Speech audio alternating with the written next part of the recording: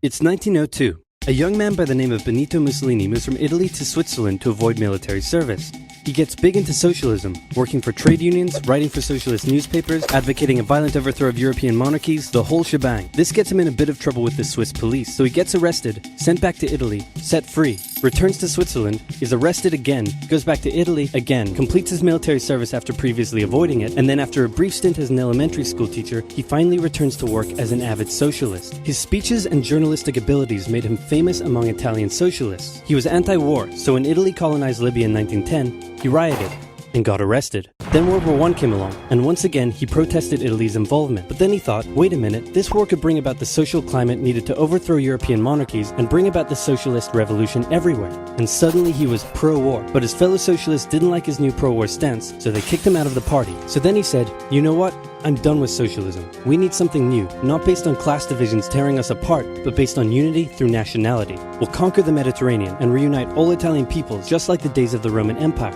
I'll call it fascismo, and it will guide the Italian nation to greatness. That's all well and good, Mr. Mussolini, but what kind of haircut am I giving you? Let's go with bold.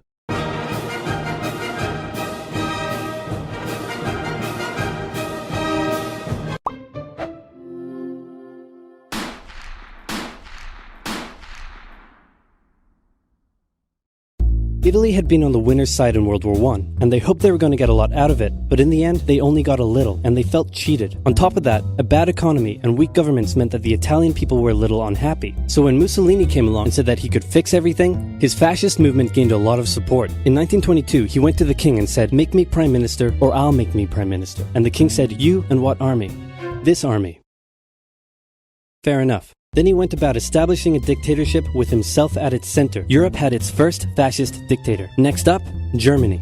Germany had been on the loser's side, and they got absolutely wrecked by the Treaty of Versailles. They lost territory, had to demilitarize the Rhineland, had to reduce their army to just 100,000 men, couldn't have an air force, had to pay the Allies a huge amount of money that it didn't have, and a new rule was established that every Englishman withheld the right to walk into the center of Berlin, pick out any German they wanted, and spank the hell out of them. I made that last one up, but it helps you understand how all of this felt to Germans. On top of that, a bad economy and weak governments meant that when a small angry man with a silly mustache came along and said that he could fix everything, the German people loved it. Hitler had been a soldier during World War I, and he was crazy patriotic, and nobody was madder than him about Germany's humiliation. He helped start a new political party, and in 1923 attempted a march on Munich with his boys.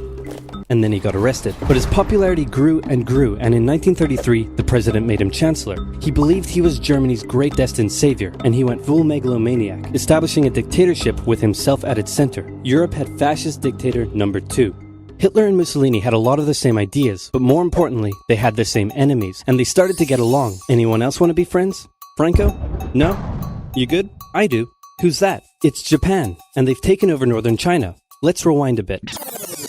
Japan had isolated itself from the rest of the world for over 200 years until the Americans showed up and said, you're going to trade with us and you're going to like it. Then the Western powers imposed a bunch of unequal treaties, meaning Japan's economy was bust. They also had no natural resources, so they decided to go get some. They went to war with China to gain a sphere of influence over Korea, and they took a bunch of China's stuff. But then the West said, hey, cut that out. And since Japan couldn't take on the West, they said, okay, I guess we'll just go home. Wait a minute, what are you doing? Taking advantage of a weakened China and setting up spheres of influence. But I was the one who weakened them. We know. And you guys didn't let me have anything. We know. That seems unfair. We don't think so. Okay, see ya. So Japan thought, screw this, and went to war with Russia, and stunned everyone by actually winning. Then they fully annexed Korea, but they didn't stop there. In World War I, they took Germany's colonies and islands in Asia, and then in an incident that was maybe staged by the Japanese army, a bomb blew up a Japanese train in Manchuria, giving them an excuse to launch an invasion and take over. So here's the situation. Nazi Germany, Fascist Italy, and Japan all believe they're racially superior, all feel hostility towards the Allies, and all want to militarize and take over more stuff. And so they did. Let's start with Germany. Hitler hated the Treaty of Versailles, and now he was ready to begin undoing it. In complete violation of the treaty, the first Luftwaffe squadrons were set up, conscription was introduced, and he pimped up his army. The Allies did nothing. Then Hitler sent his army back into the demilitarized Rhineland, giving orders to immediately retreat if the Allies showed up. The Allies did nothing. With his military re-strengthened, he could now move on to step 2. He wanted to rapidly increase the Aryan population, and to do so, he needed Lebensraum, or in other words, he would have to take over the world. But for now, a good portion of Europe would do, and he began eyeing up his neighbors. The Allies finally started to get worried, so they implemented a fairly useless diplomatic strategy called appeasement, and it went a little something like this. Hitler would say, "I want that thing," and the Allies would say, "You can't have that thing." "Okay, you can have that thing, but no more." "I want that thing." And repeat. In 1938, Hitler's army marched into Austria and just took it, with no resistance. Boom, this is Germany now.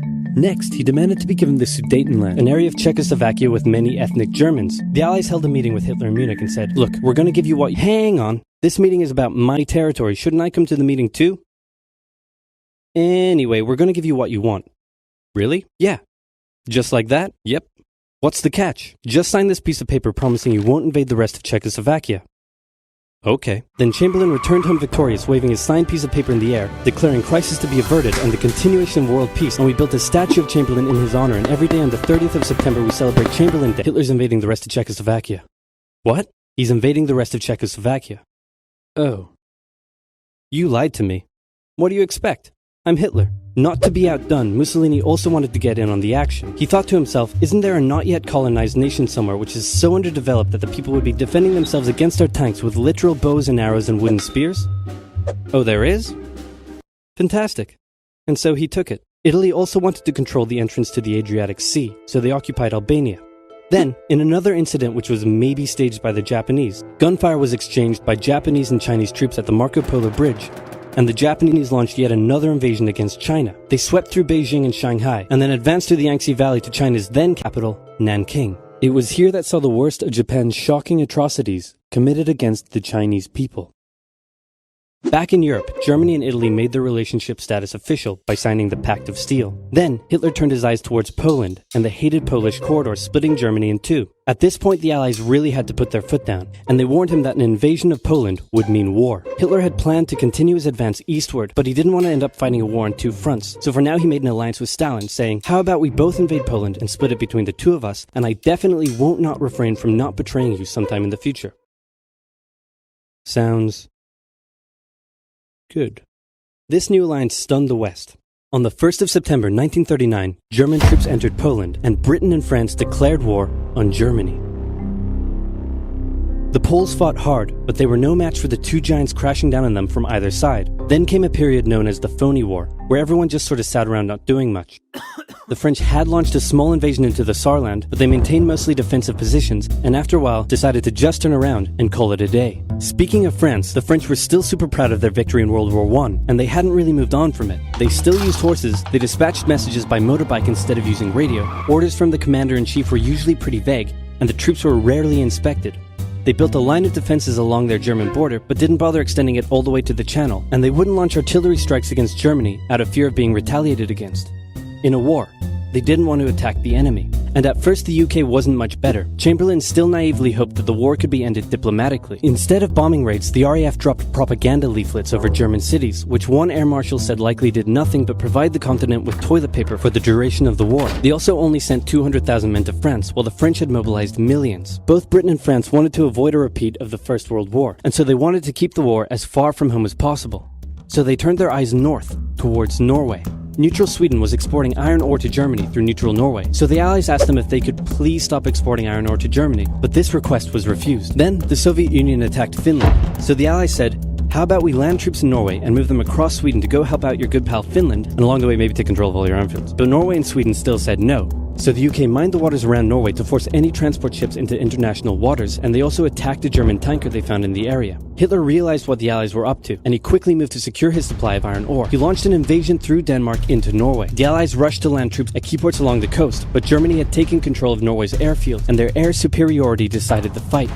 The Allies had to retreat. After this slightly embarrassing failure, Chamberlain resigned and was replaced with Winston Churchill, who had a slightly different approach to dealing with the Germans. Hitler's overall strategy was similar to Germany's First World War strategy. Attack France, defeat France, knocking out the UK in the process, then turn on the Soviet Union and win the war. During the Phony War, the Allies had given Hitler time to prepare his forces. Now, he was ready to attack. The Allies had wanted to place troops in Belgium, but Belgium had refused, and in a move that surprised pretty much no one, Hitler launched an invasion to get around France's defenses. The Allies charged into Belgium at full speed to meet the German invasion head-on, and it looked like a repeat of the First World War was coming. But this time, Hitler had a trick up his sleeve.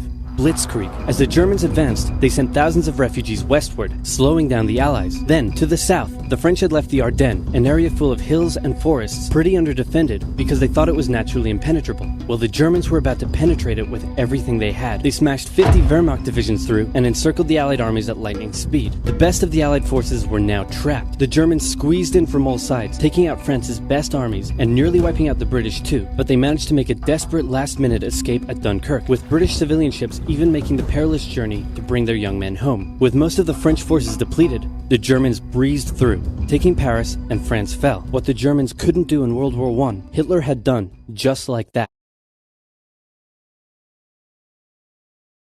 Hitler hoped that with the fall of France, the UK would also lose hope and sue for peace. But quite annoyingly, it didn't, and he needed to secure the Western Front, so he tried to force them into submission with mind games. The UK were now all alone, and Hitler wanted to emphasize that. First of all, just before France fell, Italy finally declared war on the Allies, making the UK's situation even worse. Next, instead of just occupying all of France, Hitler occupied the coastal areas for defense, but allowed France to continue its existence as a German puppet state. This way, it looked like the UK's old ally had decided to switch sides. Hitler also hoped that the UK wouldn't attack any of her old allies' navy bases or colonies in Africa, giving Hitler an extra line of defense to the south. But the UK made sure to respond to this by sailing down to France's navy base in Algeria and wrecking a bunch of ships. So have at it.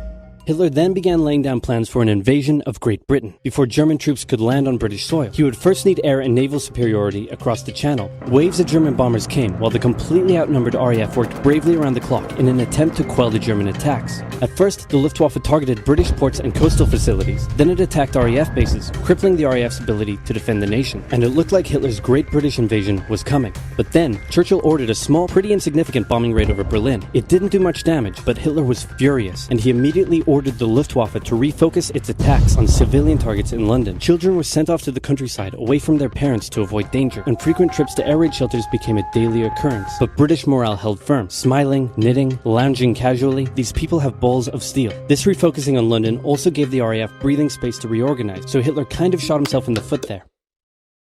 Just the foot for now. Finally, the Luftwaffe sent one massive all-out attack on London, and the RAF successfully repelled it, destroying many of the German aircraft and placing air superiority firmly in British hands. Hitler's invasion had to be postponed, but the bombing of British cities continued for some time.